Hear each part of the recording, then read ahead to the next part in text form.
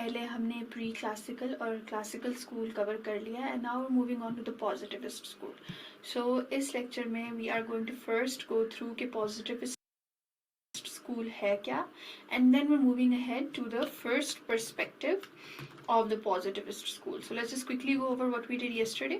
Yesterday हमने pre-classical और classical school complete कर लिया. Now we're moving ahead to the positivist school of thought. First we're going to understand what that is, and then we are going to specifically focus on the biological perspective today. So let's begin. Now, after the classical school of thought, there was the most prominent revolution in criminology, and that was when the positivist school came into being. And after the positivist school came, that is still what is acknowledged today, and criminology still works according to the positivist school of thought. This school of thought came into being during the second half of the 19th century. जैसे कि आपको पता है, classical school was in the end of the 17th century and the beginning of the 18th century. For a century and a half, that school of thought was prevailed. But after that, the classical school was replaced by the positivist school, and its founder was Cesare Lombroso. अब what is the positivist school, और ऐसा क्या लाया Cesare Lombroso जिससे इतना बड़ा change आ गया criminology में and our approach to criminology? He believed that empirical or scientific study of crime, criminals and criminal behavior was essential. उससे पहले क्या होता था? Things were just एक idea आता था and they would randomly believe it, and that is it. That is how the previous schools of thoughts worked. But what the positivist school gave, it gave criminology a scientific touch. It brought it towards the scientific world and he advocated that people needed to start, anyone who tried to explain criminal activity, crime and deviance, they would have to apply a scientific approach. And he was the first person to do that himself by studying, by sampling, by analyzing trends, by reaching a conclusion through a scientific method using empirical data. So that marks the beginning of the positivist school, and this is what differentiated the positivist school from the previous two ones. His emphasis was on determinism against free will. Why?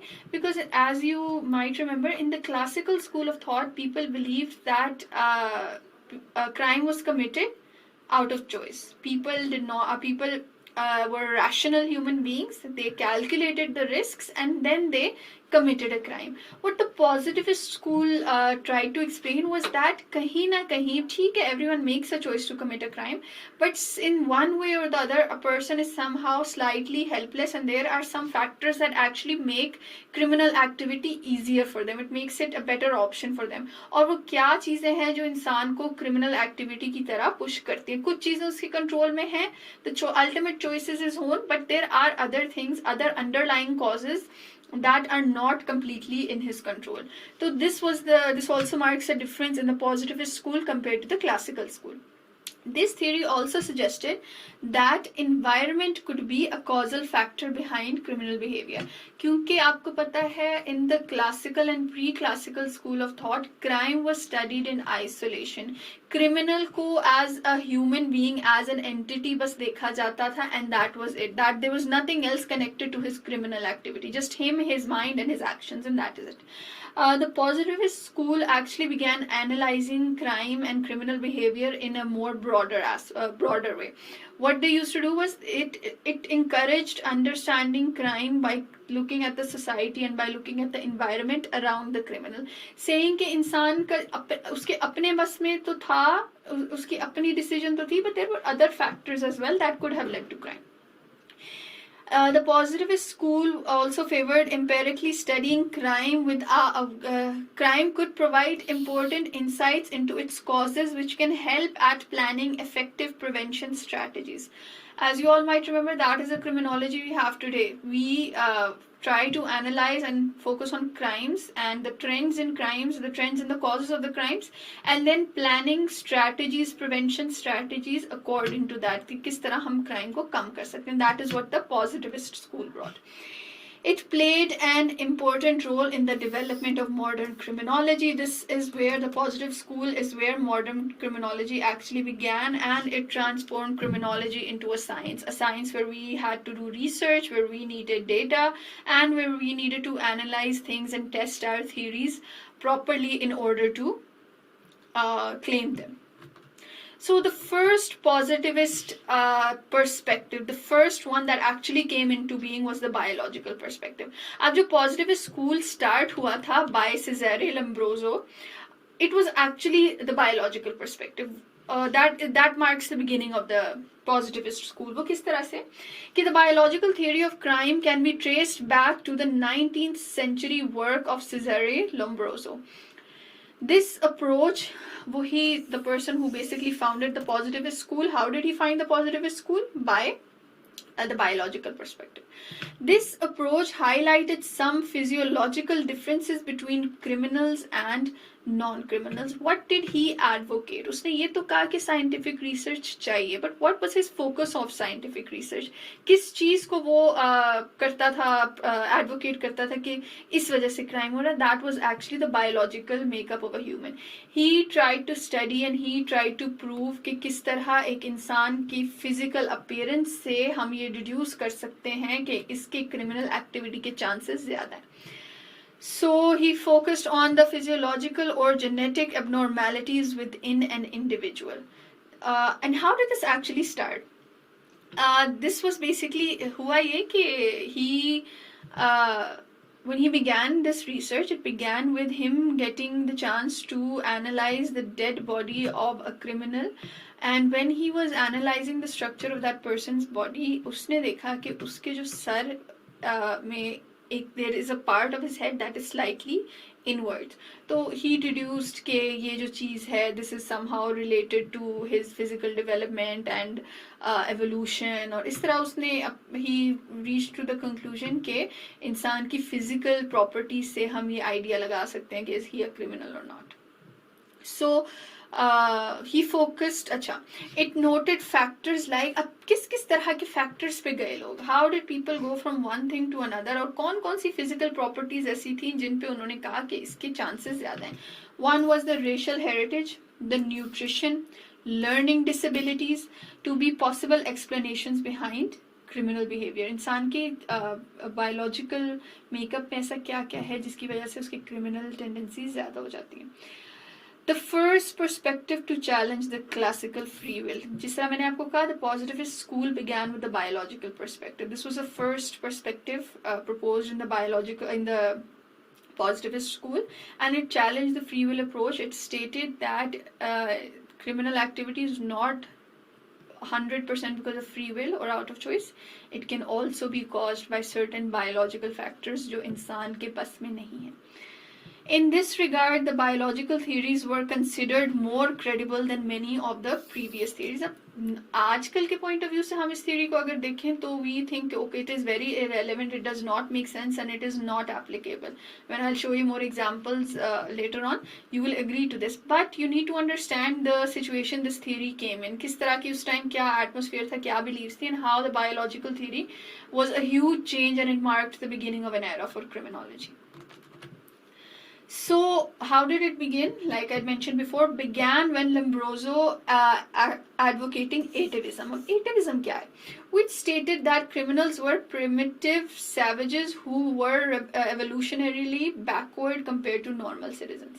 जब उसने उस criminal के head को देखा और देखा कि उसमें एक slight depression सा है उसके सर में, उसके skull में, तो he stated that this happens जब इंसान प्रॉपरली एवोल्यूशन से नहीं गुजर सके ना, जिनकी बॉडी प्रॉपरली एवोल्यूशन वाले प्रोसेस से नहीं गुजरी, तो he stated that those people who are in the earlier stages of evolution, जिनकी बॉडी उसी स्टेज में, they have a greater chance of committing crime.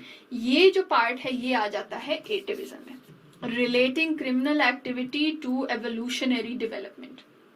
One more thing I would like to mention here.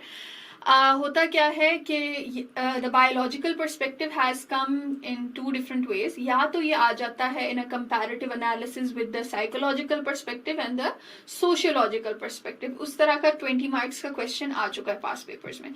या तो इस तरह से आएगा या फिर इससे रिलेटेड 5 मार्क्स या 10 मार्क्स के नोट्स आएंगे. लेकिन वो नोट्स किस तरह से होते हैं? Based on things like this, इन्हीं के आगे जो कॉन्सेप्ट्स होते हैं. सो दैट इज वाई हम बायोलॉजिकल पर्सपेक्टिव को कोई एक्सट्रीम डिटेल में नहीं पढ़े, but we are going to focus on those major concepts of the biological perspectives. So anyone who has studied this needs to know what these different terms are, ताकि अगर इनसे related कोई सवाल आए तो आप उसको आंसर कर सको. ठीक है. सो एटिविज्म क्या था? Associating criminal activity with how के एवोल्यूशनरी प्रोसेस में वो क्रिमिनल उसकी बॉडी कहाँ पे. ठीक है. The second thing was Lombroso also used phrenology to predict and identify criminal tendencies. Phrenology है क्या? It is the belief कि किसी के सर को, के शेप को, साइज को और उसके सर के डिप्रेशंस और वो सारा देख के, हाथ लगा के हम उसकी पर्सनालिटी को जज कर सकते हैं. जनरली फ्रेनोलॉजी का मतलब यही है कि सर से पर्सनालिटी को असेस करना. लेकिन Lombroso used this phrenology from a criminal perspective. उसने एनालाइज किया कि ओके, अगर इसका सर इस तरह से है तो इसमें क्रिमिनल टेंडेंसीज हैं. So he basically connected phrenology with crime. उसने उसको उस पॉइंट ऑफ व्यू से देखा. Another thing he did was he measured the distance between the toes of criminals and non-criminals, noting that criminals had a gap 3 millimeters greater than non-criminals. So this was also one of the researches he did. He tried to apply scientific methodology to the biological perspective. और उसने क्या कहा? उसने कहा कि किसी के जो criminals हैं उनके toes के दरमियान जो gap है वो non-criminals के toes से 3 millimeters ज़्यादा है. So this was something he also associated with criminal behavior. He applied the ancient technique of physiognomy to criminology. Physiognomy, the G is silent here. Physiognomy to criminology. उसने क्या किया? एक बहुत पुरानी टेक्निक थी physiognomy. उसमें क्या होता है कि आप किसी के फेशियल फीचर से उसकी पर्सनालिटी जज करते हो. तो उसने क्या किया? उसने पर्सनालिटी जनरली नहीं, उसने क्रिमिनल पर्सनालिटी जज किया इस हिसाब से. सो जिस तरह उसने पहले फ्रेनोलॉजी को क्राइम से रिलेट किया था, अब ही वाज फिजियोनॉमी को वो क्राइम से रिलेट कर रहा था. And he began using the facial features of a human to deduce whether he had criminal tendencies or not. अब इसकी आगे examples आप लोग देखें. Lombroso also relied on racist stereotypes. अब ये जो biological perspective है, it advocated racist stereotyping. वो किस तरह से कि कुछ ऐसे characteristics को वो criminal कह देता था जो majority एक तरह के race में पाई जाती थी. For example, oblique eyelids, Mongolian characteristic. उसने क्या कहा? ऑब्लिक आईलिड्स वाले जो लोग हैं वो क्रिमिनल, उनके क्रिमिनल टेंडेंसी ज्यादा है. they can be the chance of them being a criminal is more. So this is basically वो एक पूरी रेस को, एक पूरी एथनिसिटी को वो स्टीरियोटाइप कर रहा था और उनको क्रिमिनलिटी के साथ एसोसिएट कर रहा था. एक और एग्जांपल इसकी है the projection of the lower face and jaws. उसने कहा जो लोअर फेस और जॉस जिनका थोड़ा सा बाहर निकला हुआ होता है, those people have a chance of committing crime. अब ये किसके साथ एसोसिएट था? ये नेग्रोस जो अफ्रीकन कम्युनिटी थी उनके साथ एसोसिएट, ये उनकी एक फीचर है. सो बेसिकली ये जो बायोलॉजिकल पर्सपेक्टिव है, it also kind of advocated racism, जो कि उस एरा में वैसे ही बहुत कॉमन थी, but it promoted racism. Now to elaborate this, I have taken a passage from Criminal Man. Lombroso's most famous work, which actually caused him to rise to fame, was his book The Criminal Man, which was written in 1880. अब उसके I just want to read out a few part of this, ताकि आप लोगों को idea हो जाए what the belief actually circled around. In his book, Lombroso is saying, in general, thieves are notable for their expressive faces, manual dexterity, small wandering eyes that are often oblique in form, thick and close eyebrows, distorted and squashed noses, thin beards and hairs, and sloping hair and sloping foreheads. Now इस सब में उसने बता दिया कि जो thieves हैं उनकी ऐसी शक्ल होती है.